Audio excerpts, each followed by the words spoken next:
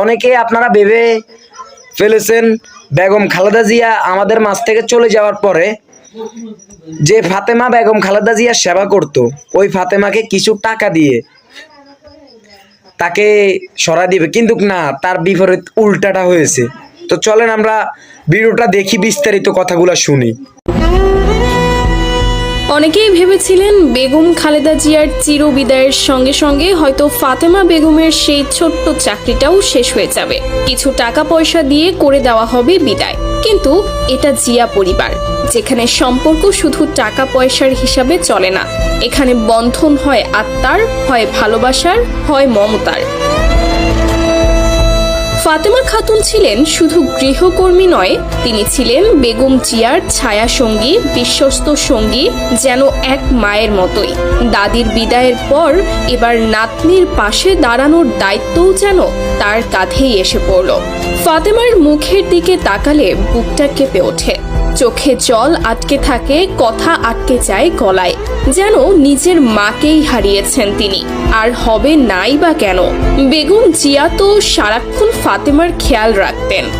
কোথাও যাওয়ার আগে, রাতে ঘুমানোর আগে জিজ্ঞেস করতেন, ফাতেমা খেয়েছে তো, ঠিকমতো খেয়েছে তো। এই যত্ন, এই মায়া চাকর মনিবের সীমানা ছাড়িয়ে অনেক উঁচুতে। ১.৫ দশকেরও বেশি সময় ধরে ফাতেমা ছিলেন খালেদা জিয়ার সঙ্গে, কারাগারের অন্ধকার প্রকোষ্ঠে, হাসপাতালের নিঃসঙ্গ রাতে, লন্ডনের দীর্ঘ চিকিৎসায়, রাজপথের উত্তাল আন্দোলনে, কখনো এক মুহূর্তের জন্য পিছু ছাড়েননি।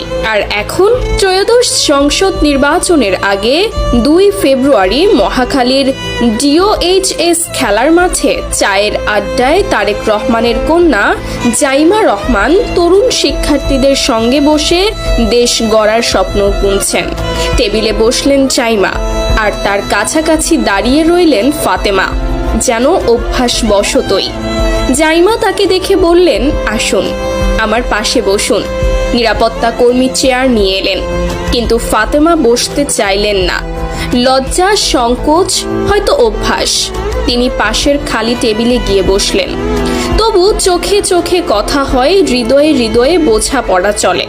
এই ছোট্ট ঘটনাই লুকিয়ে আছে একটা বড় সত্য। জিয়া পরিবারে ফাতেমা আর শুধু কর্মী নন, তিনি পরিবারের একজন। এখন জাইমার পাশে তিনি, ঠিক যেমন একদিন দাদির পাশে ছিলেন। ফাতেমা বেগমের গল্প শুধু দুঃখের নয়, এটা ভালোবাসার, আনুগত্যের, মানবিকতার গল্প। যখন রাজনীতি